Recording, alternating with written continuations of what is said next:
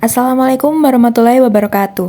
Halo teman-teman, kami dari kelompok 4 Manajemen Pemasaran Jasa B akan mempresentasikan hasil diskusi kami mengenai materi mengembangkan pelayanan produk dan merek atau Developing Service Products and Brands. Sebelum pemaparan, kami akan memperkenalkan diri terlebih dahulu. Saya Cinta Ayunda dengan NIM 220810201009. Saya Fauzia Nurrahma dengan NIM 220810201010. Saya Cici Wulandari dengan NIM 220810201019. Saya Bunga Ayu Makfira dengan NIM akhir 1024. Saya Jemivina Setia Putri dengan NIM 220810201041. Saya Rizky Muhammad Irfan Diaul Haq dengan NIM 220810201115. Saya Muhammad Tora Jeffrey dengan NIM akhir 1154. Baik, langsung saja kita mulai materinya. Let's get started. Baik, di sini saya akan menjelaskan mengenai pengertian dari produk jasa. Nah, produk jasa sendiri adalah suatu produk yang hanya bisa dirasakan manfaatnya, akan tetapi produk ini tidak kasat mata, alias tidak dapat dilihat maupun disentuh. Nah, untuk produk jasa sendiri biasanya berupa suatu layanan, di mana produk dari perusahaan jasa sendiri biasanya baru diproduksi ketika konsumen menggunakan layanan tersebut. Seperti misalnya ketika kita akan cukur, maka layanan cukur ini akan diberikan ketika kita sudah berada di tempat gitu. Nah, untuk produk jasa ini sendiri juga memiliki nilai seperti layaknya produk manufaktur pada biasanya, di mana untuk nilai dari suatu produk jasa itu biasanya diukur dari tingkat kepuasan konsumen terhadap penggunaan jasa tersebut. Nah, lalu perusahaan jasa juga biasanya memiliki variasi yang lebih bervariatif daripada perusahaan manufaktur, karena biasanya perusahaan jasa ini memberikan opsi-opsi tambahan di luar dari pelayanan utama yang mereka berikan. Seperti misalnya barbershop yang juga memberikan opsi tambahan untuk perawatan rambut dan juga pewarnaan rambut.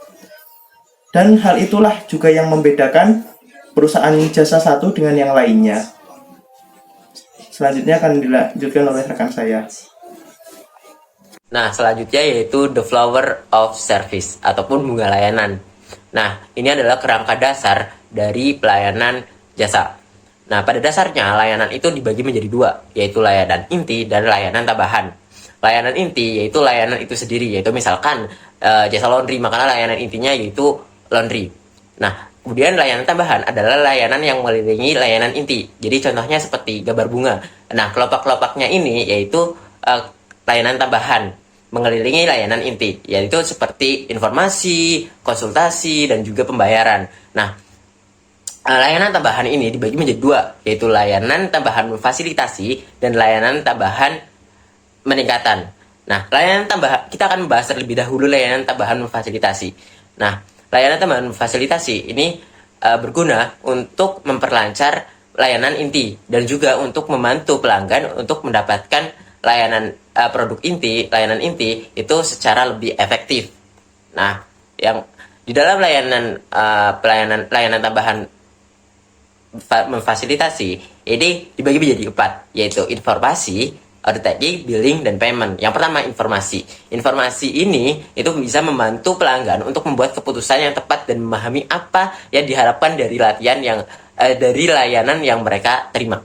Nah, contohnya yaitu informasi mengenai di mana lokasi layanan tersebut, jam operasional layanan tersebut, lalu reservasi, terus bagaimana cara untuk memesan layanan tersebut, dan lain sebagainya gitu. Nah, informasi ini bisa menggunakan media online maupun cetak. Media online seperti website ataupun app mobile, dan media cetak itu bisa seperti brosur dan banner atau lainnya.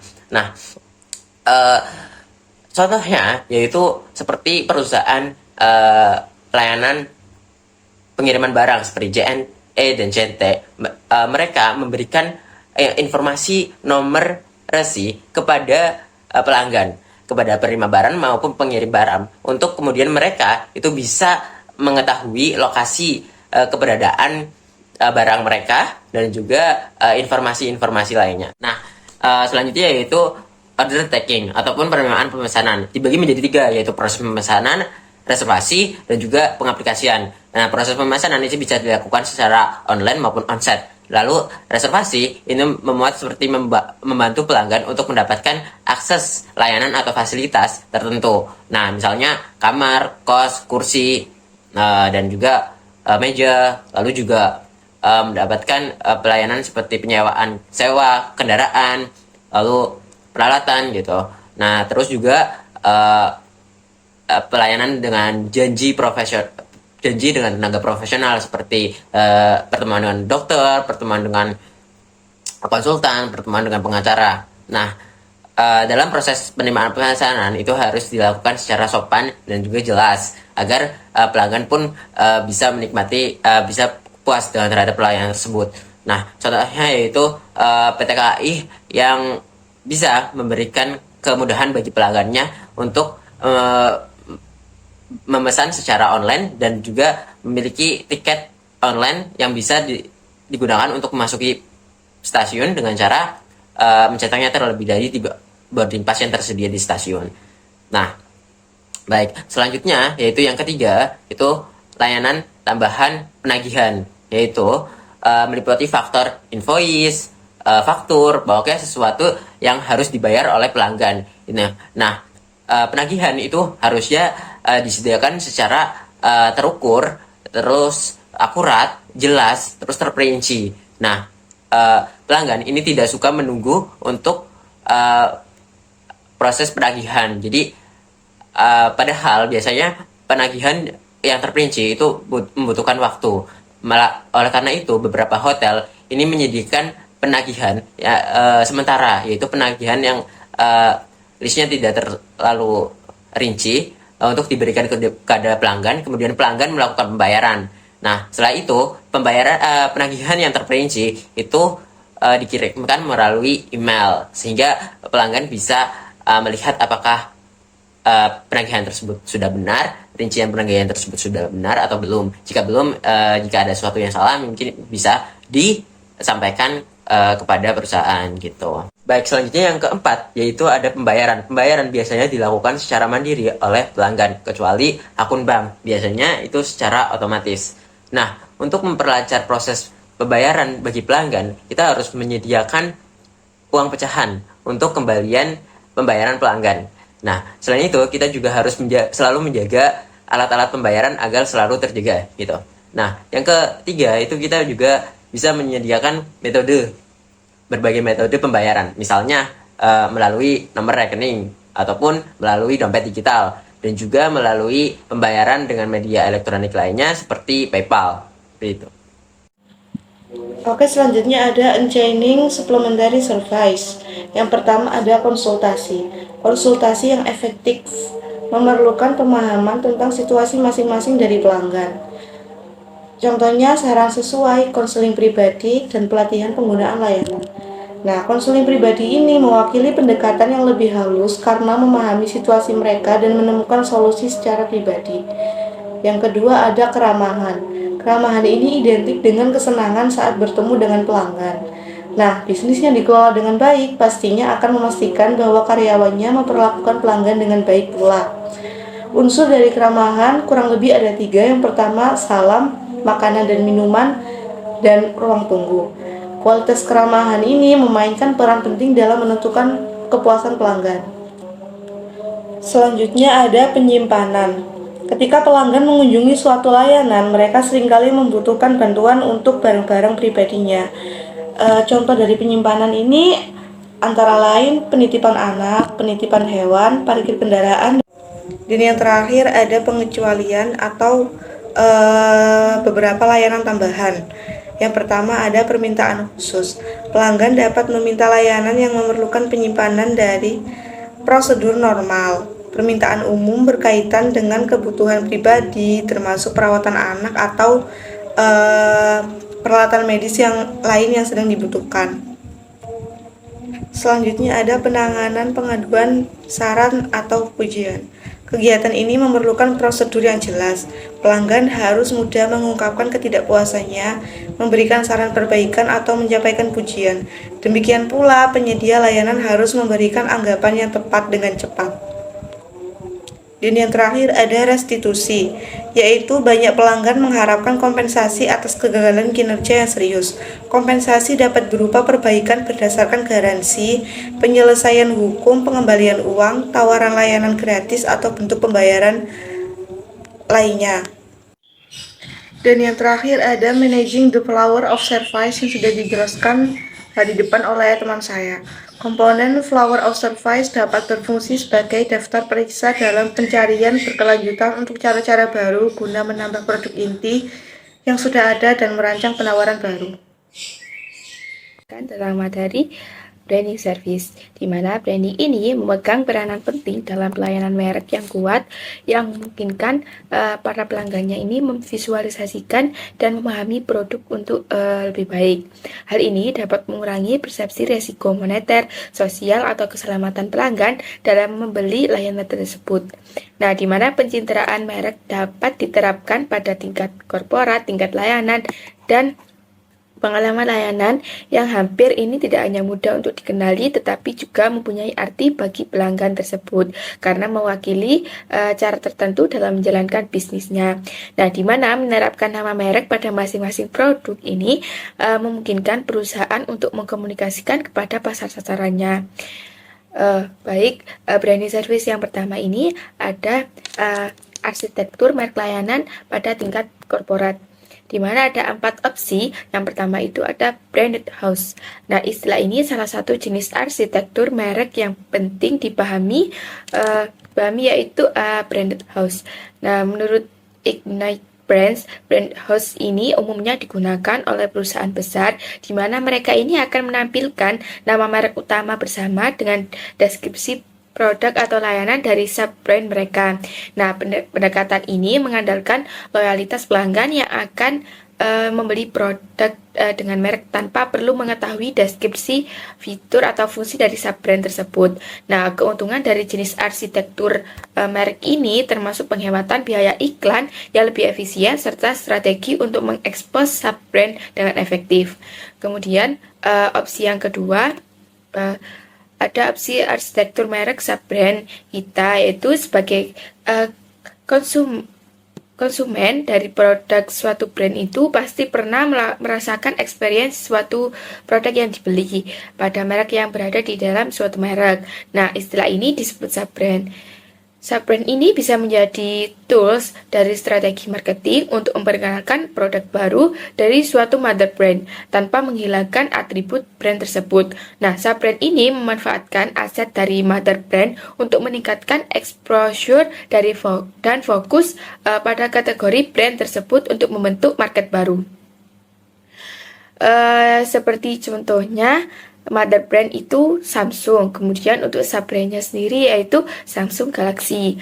Kemudian opsi yang ketiga ada endorse brand. Nah, jenis arsitektur merek berikutnya ini yang penting untuk dipahami ada endorse brand. Nah, pendekatan ini melibatkan merek utama dalam mempromosikan sub-brand di semua saluran komunikasi mereka. Nah, pendekatan ini memberikan ruang bagi identitas sub-brand untuk berkembang tanpa mengurangi manfaat dari dukungan merek utama. Pada dasarnya, sub-brand ini memiliki kesempatan untuk tumbuh sebagai bisnis independen dengan dukungan dari nama merek utama. Kemudian opsi yang terakhir yaitu ada house of brand. Nah, jika kategori brand house ini menghadirkan sub-brand yang berasal dari salah satu merek terkenal, pendekatan house brand ini memiliki pendekatan yang sedikit berbeda. Dalam jenis arsitektur merek ini, pemilik merek utama berperan sebagai pemilik dan investor. Nah, mereka ini akan mendukung dan berkolaborasi dengan berbagai merek yang semuanya akan beroperasi secara mandiri. Nah, umumnya pemilik merek utama yang menggunakan struktur seperti ini seringkali memiliki audiens target yang tersebar luas di berbagai sektor industri, tetapi masih kurang dikenal oleh konsumen lainnya. Selanjutnya ada produk dan pengalaman layanan branding atau branding service products and experience. Di mana dalam branding layanan tertentu, sebagian besar organisasi layanan itu tidak hanya menawarkan satu produk, tetapi menawarkan serangkaian layanan lainnya. Nah, di mana Selain memiliki pengalaman layanan, branding ini dapat memudahkan pemasaran dan penjualan. Karyawan ini dapat lebih memahami pengalaman layanan ini dengan menjelaskan lebih efektif. Nah, pengalaman layanan brand ini dapat digunakan dalam komunikasi dengan pelanggan melalui jaminan pemasaran, situs web, dan media sosial. Hasilnya, pelanggan ini lebih memahami apa yang dimaksud dengan layanan dan fitur uniknya. Nah, sehingga dapat mengapresiasi agar lebih baik. Di mana pengalaman layanan branding ini dapat menunjukkan bahwa pelanggan ini benar-benar mengacu pada layanan ini dalam postingan media sosial dan komunikasi rekan lainnya. Kemudian ada tingkat layanan branding, di mana dalam sejumlah industri ini, branding digunakan untuk membedakan layanan, namun juga untuk secara jelas membedakan tingkat layanannya. Nah, hal ini tuh biasa terjadi di industri seperti hotel, maskapai penerbangan, persewaan mobil, serta dukungan perangkat keras dan perangkat lunak komputer. Tujuan dari sistem layanan ini untuk memberikan pembeli kesempatan untuk memilih tingkat dukungan yang sesuai dengan kebutuhan dan anggaran organisasi mereka. Nah, pilihan ini tuh dapat dimulai dari dukungan yang lebih tinggi dan vital di level korporat dengan biaya yang sesuai. Baik, selanjutnya saya akan menjelaskan mengenai building brand equity atau membangun merek ekuitas. Nah, setelah kita memahami branding dalam jasa, kita juga perlu memahami bagaimana membangun merek yang kuat dan apa yang berkontribusi terhadap ekuitas merek tersebut. Nah, jadi ekuitas merek sendiri ini merupakan nilai premium yang menyertai suatu merek. Nah, hal tersebut merupakan jumlah tambahan yang bersedia dibayar oleh pelanggan untuk layanan bermerek dibandingkan layanan serupa namun tidak memiliki merek. Nah, selanjutnya terdapat 6 komponen atau 6 komponen utama dari brand equity sendiri. Yang pertama yaitu company's presented brand atau merek yang disajikan oleh perusahaan. Nah, disajikannya ini terutama melalui periklanan, kemudian fasilitas layanan dan personal. Yang kedua yaitu external brand communication atau komunikasi merek eksternal. Nah, komponen kedua ini melalui mulut ke mulut dan publisitas. Nah, hal tersebut berada di luar kendali perusahaan. Kemudian yang ketiga yaitu customer experience with the company atau pengalaman pelanggan dengan perusahaan. Nah, hal ini merupakan apa sih yang dialami pelanggan ketika mereka itu berlangganan dengan perusahaan tersebut. Yang keempat yaitu brand awareness atau kesadaran merek. Nah, brand awareness ini merupakan kemampuan untuk mengenali dan mengingat suatu merek ketika kita itu diberi isyarat. Yang kelima yaitu brand meaning atau arti merek, yaitu apa yang terlintas di benak pelanggan ketika suatu merek disebutkan. Yang terakhir yaitu brand equity atau ekuitas merek, yaitu tingkat keunggulan pemasaran yang dimiliki suatu merek dibandingkan pesaingnya. Selanjutnya yaitu service branding model atau model merek layanan. Nah, pada gambar tersebut terdapat panah. Nah, selanjutnya yaitu service branding model atau model merek layanan. Nah, pada gambar tersebut terdapat panah tebal yang melambangkan hubungan yang kuat dan panah putus-putus melambangkan hubungan yang lemah. Nah, dari gambar di atas kita dapat melihat bahwa company's presented brand dengan external brand communication bisa membantu membangun kesadaran merek atau brand awareness. Nah, namun pengalaman nyata pelanggan atau customer experience with company dengan brand meaning lah yang lebih kuat dalam membangun brand equity, seperti itu. Selanjutnya yaitu delivering branded service experience atau memberikan pengalaman layanan bermerek. Nah, peran penting bagi pemasar jasa adalah menjadi pemimpin merek yang akrab dan bertanggung jawab membentuk setiap aspek pengalaman pelanggan. Next. Nah, selain merancang produk layanan dan memberi nama merek saja, terdapat beberapa yang harus diperlukan untuk memberikan pengalaman layanan bermerek. Yang pertama yaitu designing service processes atau merancang melayani proses. Yang kedua yaitu crafting the service environment atau menciptakan lingkungan layanan. Yang ketiga yaitu managing people for service advantage atau mengelola orang untuk keunggulan layanan. Nah, pada managing people ini kita perlu berinvestasi pada karyawan yang baik agar memberikan pengalaman merek yang dapat menciptakan loyalitas pelanggan. Di sini saya akan menjelaskan mengenai new service development atau pengembangan layanan baru. Nah, pada pengembangan layanan baru tersebut ada 7 cara. Yang pertama ada style change atau perubahan gaya. Dalam perubahan gaya ini adalah inovasi yang paling sederhana. Biasanya tidak melibatkan perubahan baik dalam proses maupun kinerja.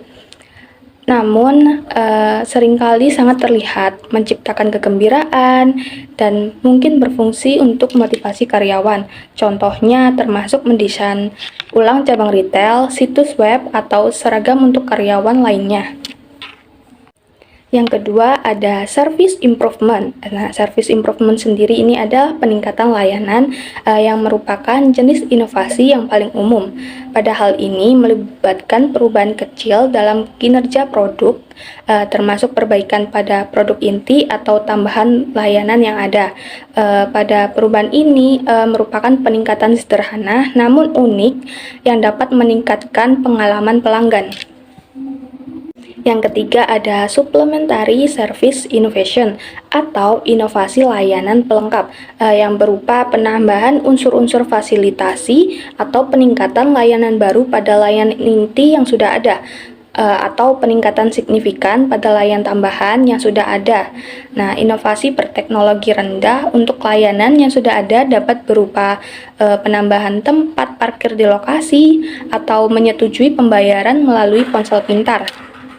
4. Ada proses line extension atau perluasan lini proses yang seringkali mewakili cara-cara baru yang khas dalam mencapaikan produk yang sudah ada. Pada cara ini bertujuan untuk menawarkan pengalaman yang lebih nyaman atau berbeda bagi pelanggan lama atau juga untuk menarik pelanggan baru yang menganggap pendekatan tradisional tidak menarik. Yang kelima yaitu product line extension, yaitu perluasan lini produk yang merupakan penambahan pada lini produk perusahaan yang sudah ada. Nah, perusahaan pertama di pasar yang menawarkan produk semacam itu mungkin dianggap sebagai inovator. Layanan baru ini mungkin ditargetkan pada pelanggan lama untuk melayani kebutuhan yang lebih beragam atau dirancang untuk menarik pelanggan baru dengan kebutuhan yang berbeda. Keenam, ada major process innovation, yaitu proses inovasi besar, yaitu penggunaan proses baru untuk menghasilkan produk inti yang sudah ada dengan manfaat tambahan. Nah, di bidang pendidikan, misalnya kursus online mengubah pendidikan tinggi dengan menggunakan teknologi seperti internet dan perangkat pintar. Dan yang terakhir ada major service innovation atau inovasi layanan utama yang merupakan produk inti baru untuk pasar yang belum ditentukan sebelumnya. Hal ini biasanya mencakup karakteristik layanan baru serta proses baru yang seringkali disebabkan oleh teknologi digital baru, pengembangan seluruh ekosistem dan platform layanan seperti AI dan robotika. Selanjutnya ada design thinking in new service development. Pemikiran desain dalam pengembangan layanan baru yang merupakan sebuah pendekatan jika dilakukan dengan baik akan menghilangkan kompleksitas yang ada pada para stakeholders. Nah, design thinking ini menghadirkan strategi layanan inovatif dengan menyelaraskan berbagai pemangku kepentingan internal dan eksternal dalam penciptaan pengalaman layanan holistik. Nah, ada 5 prinsip dalam design thinking ini, yaitu yang pertama ada user-centered, berpusat pada pelanggan. Nah, layanan ini harus dilihat dari sudut pandang pelanggan, yaitu terutama di pengalamannya. Nah, new service development harus mempertimbangkan segmen-segmen pelanggan. Yang kedua ada co-kreatif. Semua stakeholders itu harus dilibatkan dalam proses design thinking ini, termasuk pelanggan, kemudian pimpinan, karyawan, pihak IT, atau pihak-pihak eksternal lainnya. Yang ketiga, sequential atau berurutan. Jadi langkah-langkah harus melalui aktivitas marketing hingga kemudian sampai touch point. Jadi semuanya tuh harus terkait dan berurutan. Yang keempat, evident. Evident ini merupakan aspek-aspek tidak berwujud dari suatu layanan yang harus dibuat nyata melalui bukti fisik yang dapat dilihat. Dan yang terakhir adalah holistic, yaitu apa yang dilihat, didengar, dicium, dan juga dirasakan oleh pelanggan ini perlu dipertimbangkan. Achieving success in new service development. Nah, barang-barang konsumen itu memiliki tingkat kegagalan yang cukup tinggi, di mana lebih dari 90% dari 30.000 produk baru yang diperkenalkan setiap tahun itu mengalami kegagalan. Termasuk dengan layanan jasa, itu juga memiliki tingkat kegagalan yang cukup tinggi. Contohnya, banyak bank-bank yang mencoba untuk menjual produk asuransi dengan harapan dapat meningkatkan jumlah hubungan yang menguntungkan terhadap atau dengan nasabah. Nah, tetapi perluasan produk ini tuh seringkali gagal. Nah, ada banyak faktor-faktor kegagalan ya, seperti ketidakmampuan untuk memenuhi kebutuhan konsumen, kemudian ketidakmampuan untuk menutup biaya dari pendapatan, dan juga eksekusi yang buruk. Nah, ada 3 faktor yang berkontribusi besar dalam keberhasilan pengembangan layanan baru. Yang pertama, sinergi pasar. Sinergi pasar ini mengacu pada keselarasan antara keterampilan yang dimiliki perusahaan dan sumber daya dalam riset pasar, tenaga penjualan, iklan, dan juga promosi yang diperlukan untuk menciptakan inisiatif produk baru. Yang kedua ada faktor organisasi, di mana diperlukan kerjasama dan koordinasi antar fungsi yang kuat. Yang ketiga, faktor riset pasar. Nah, studi riset pasar yang terperinci dan dirancang secara ilmiah dilakukan pada awal proses pengembangan dengan gagasan yang jelas tentang jenis informasi yang ingin diperoleh. Sekian presentasi dari kami, kurang lebihnya mohon maaf. Apabila ada pertanyaan, silahkan tulis di kolom komentar. Terima kasih. Wassalamualaikum warahmatullahi wabarakatuh.